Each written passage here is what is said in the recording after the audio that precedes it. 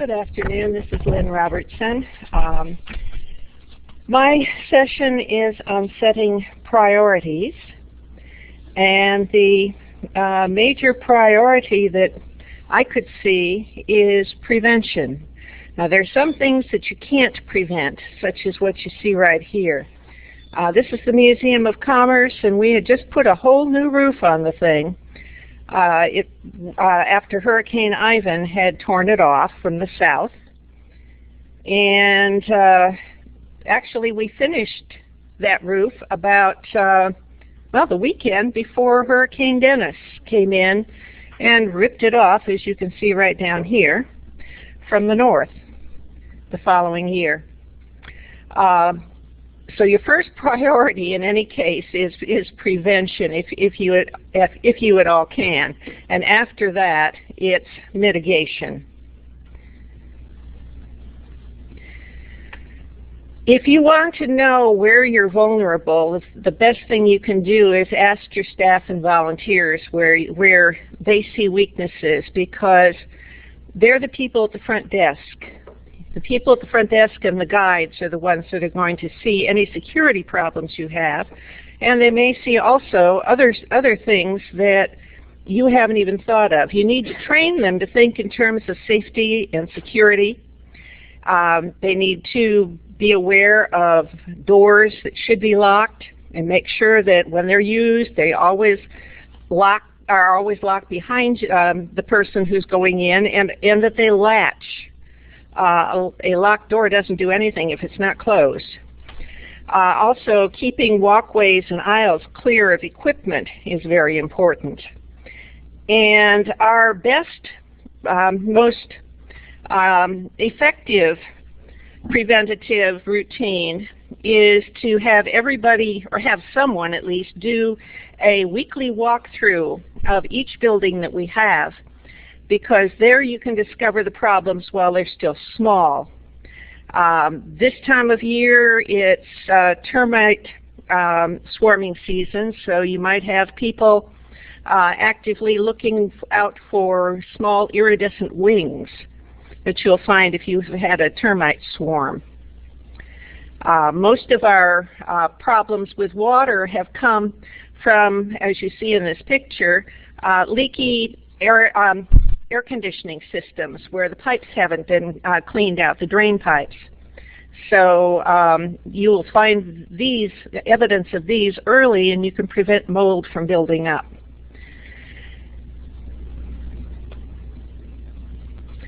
Also, check for other vulnerabilities, such as your alarm system. Is everything working? How long has it been since your air conditioner or your fire extinguishers were last inspected? And I'm not sure how many of you are familiar with a Knox box. This is a special security box, which is, and you can Google Knox box with a K in front and get information about this. But it is ordered by the fire department. You do pay for it, and they're not cheap. But they are very necessary if you have a staff who lives quite a ways from the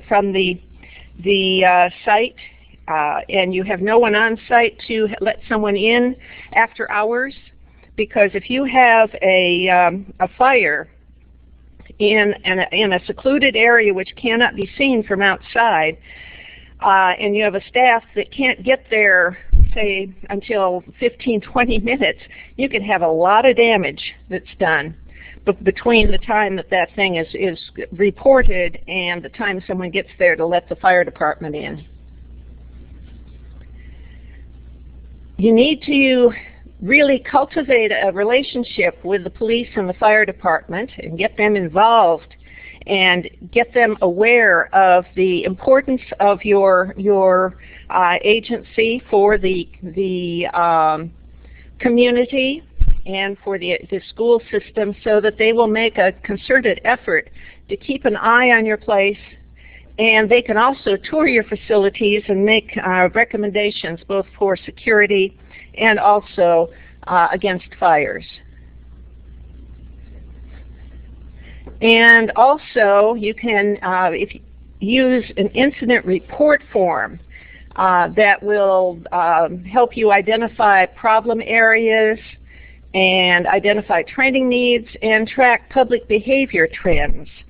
20 years ago, we would leave the doors to some of our storefronts in the Museum of Commerce open, and we had to coach people to get them to go in. They would kind of peek in the doorways and look around, but they wouldn't even go in. Nowadays, we keep those same doors locked because people will climb over the counters and try to take things off the walls. We've even had a couple of doors, fake doors, ripped right off the wall by people who are trying to find another way into a secure area.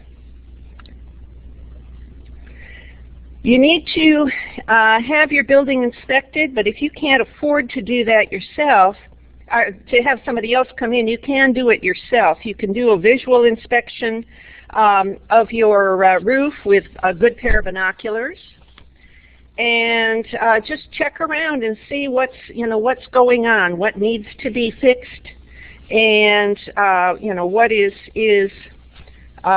really what's in good shape and what isn't, and see about getting it fixed.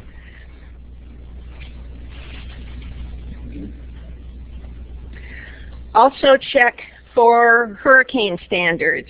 You can get grants, I believe, in some communities at least, to help you cover the cost of adding roof clips and reinforcing the gables, and you should have either shutters, plywood, or fabric shields for your windows and doors. If you've got all of that, at least you cover the state standards. Your emergency supplies, you need to not lock them up. You do need to put a sign on them saying for emergency use only, and perhaps have them all on a cart where if there is an emergency, you can grab the entire cart and move it to wherever you need it. But you need to make sure that the staff knows where things are kept and that they can get to them.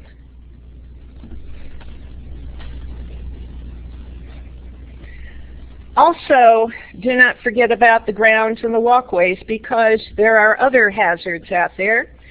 Tripping hazards, if you are in and these can cause big problems, not only with people getting injured, but also lawsuits. Also, if you are in a wildfire zone, you need to be aware of what the local regulations are for keeping the keeping nature and trees and so forth away from your building. It varies from place to place as to exactly which distance is considered acceptable. Okay, once you've gone through the prevention, then you just start thinking about mitigation. And of course, the first thing that you would think of to save is the people, visitors and staff. And I don't care what your director says, you are as important as the visitors. You might be the last person out, but once you're out, you stay out. And you do not go back in until whatever authority is in charge actually tells you that it's safe. And most often this is not going to be your executive director. It will be either the police, if it's a security problem, or the fire department. Now, the fire department may tell your executive director, but make sure that he or she has actual information before saying that it's okay, it's good for you to go back. Also, you might consider first aid and CPR training via the Red Cross, which is very affordable, so that, especially for the staff that work with the public, so that if somebody has a medical emergency, that it can be taken care of right away. The next thing that you think about is not your own collection, but loans. And basically, you are obligated to look after these loans. Most often your loan form will say that you will exercise at least the same amount of care in respect to loaned items as you would in the safekeeping of your own collections. So you are obligated, and remember, you may want to borrow from that lender again. And there is one thing that can really destroy your ability to get loans, and that's lots of bad word-of-mouth publicity. And if you have a disgruntled lender, that's exactly what you will get. Things that you need to consider when you're setting priorities for your own collection is how it fits within your mission statement, within your collections, and whether or not it's important. Here you see two buggies. One of them, the one on the right, was actually used in Pensacola by a Florida businessman right up through the 1940s, as a matter of fact. He lost his license due to DUI, and he had to have a way to get around, so this is what he did. The other one was made in Quebec, and I'm really not quite sure why we have it, except that, well, back in the early years, when museums are first getting started, you kind of tend to take everything, and even when you shouldn't. And also, it has a different type of spring on it, which is the kind of spring that was later used in the early automobiles. And at that time, we were talking, our part of our mission had to do with explaining transportation. The mission has changed, but we still have this buggy. And in my mind, there's no doubt which one I would choose if I had to pick just one. The next thing to consider is it original? Is it one of a kind? If it's a document, has it been duplicated? Is it available somewhere else? If it is, no matter how important it might be to a collector, you still go after something that hasn't been reproduced yet. Save the information. That's the best thing you can do. Then go back and get all the others if you have to, if you have time to. Also, you might look and see if it's a one-of-a-kind item or if it's a factory-made piece, because unless it's got some very special provenience that links it to your site or your museum, you can always get another one. Here, you've got a factory-made chair or rocker versus a handmade, locally made sofa that there's just no way of reproducing that. So the sofa would get the first choice. Also, is it rare? Can you reproduce it? Here, there's no doubt either that little machine is a wire recorder from the 1920s. It's one of a handful known in the world, and it's one of only probably 2 or 3 that is still in working condition.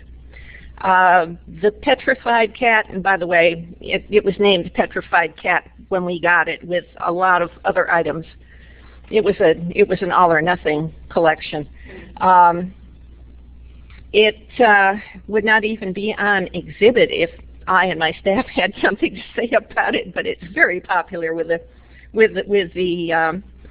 public. I still, probably would not be high on my list. And you just have to remember that you can't possibly, if you can't save everything, you can't keep everybody happy either. This is another item. It's as rare as hen's teeth. It does need restoration. We do now have it stored inside, but even if it were restored, the thing is 9 feet long, 7 feet high, 4 feet wide, and I can't even get it through the doors of most of our museum exhibit buildings. If you're wondering what it is, it's a hay press. It's an early form of a hay baler, and it is a military item. That much we know. It's probably from either the Spanish-American War or World War I. But in any case, I would love to get it restored just so I could find it another good home. which, by the way, if you know anybody who's looking for something like this, have them contact me. Maybe we can work something out. It's just too good to throw away. You need to think about why something is vulnerable and if there is some way to mitigate the threat. If it's a security, you know, how can you display it more securely? Could you put it in a different place? Can you put it in a case instead of leaving it out in the open? Is there a better place to store something that's higher or even off-site? And also, of course, composition. What is the item made of that makes it vulnerable? And here your priorities would be items that are susceptible to water damage or mold, items that will oxidize, and then everything else. And the items that are susceptible to water damage and mold are, of course, paper and photographs, porous wood and any other porous items, fabrics, fibers of all kinds. And this is basically the priority that I would put them into. The paper and photographic materials, art on canvas first, and then your fabrics and fibers, and then porous wood, and then other wood items. And then metal objects that will oxidize. Start with your iron and steel. The higher the quality steel it is, the faster it will rust. So you need to get to those items first. And then the things that are not affected by water: stone, glazed ceramics, plastics, glass, and so forth.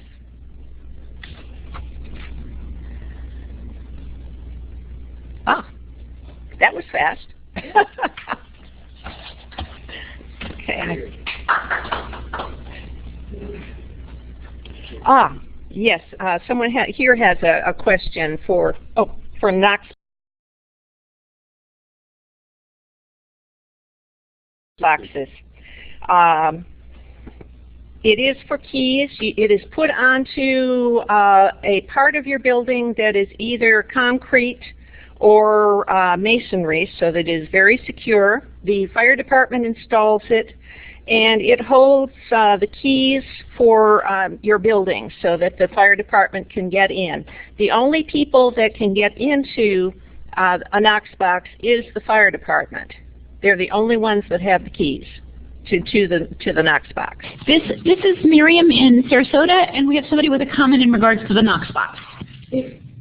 I realize that this is probably different per community that you live in. However, we have been told by our fire department that should there be a fire within the park or one of the buildings, they're not going to take the time to get into the Knox box and take the keys out. They will simply break a door or window.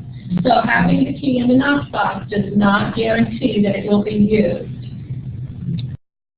I'm going to just make sure the comment got heard, which is that there is some on-the-ground experience that if there is a fire, the fire department may not take the time to go open the Knox box. They may still go and open up a door. How many times has there been a false fire alarm where somebody on the staff has had to get up in the middle of the night and go meet the fire department and open up and give a tour to the fire department so that they can get in? That you're absolutely right, that if there is a fire and they can see it from the outside, they will break a door and they will, to gain entry. But if they can't see the fire, if it's, say, in a basement in a back room which has no windows, it could be going for quite a while unless, they can get to it right away. So they still do need a Knox box to check out and make sure that a false alarm really is a false alarm.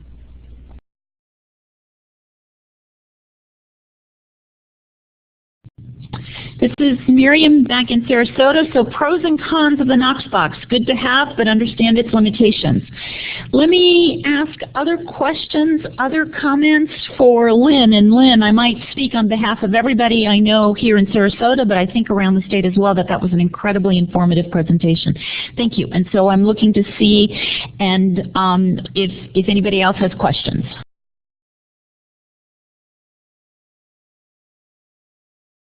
For like 30 years. We have a question down here in Miami. You had mentioned having plastics to actually roll down over your collections. Are there any rolled products available on the market that are specifically designed for collections, or are you just getting something at a local retailer? Actually, we just buy the sheeting in rolls, and we have covered the ends of all of our shelving, and then put up sheeting along the length of it and rolled it up so that it's ready to go. As far as I know, there is no product specifically made for collections. I've often wondered about getting some of the material that they use in grocery stores in the back of the freezer compartments. You know, it's made in strips. And I've often wondered about using that, but I've never tried it. It'd be incredibly heavy to roll up.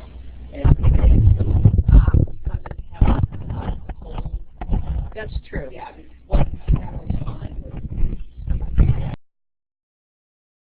it might would be incredibly heavy. Well, actually, you wouldn't have to roll it up because it's made in segments, and you could just reach between and move the segments in order to get what it is, and you just keep it down all the time. And it would keep out dust too. But it might trap humidity. But yeah, it might trap humidity. You're absolutely right.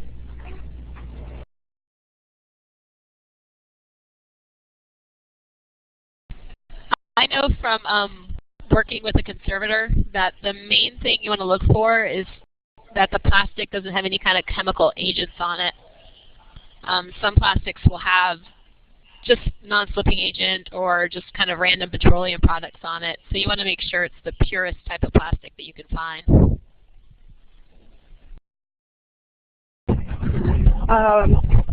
It may well have some chemical agent on it.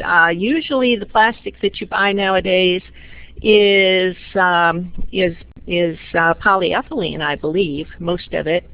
And frankly, for our purposes, if it comes down to either water damage or a little off-gassing from the plastic, I'll take the off-gassing.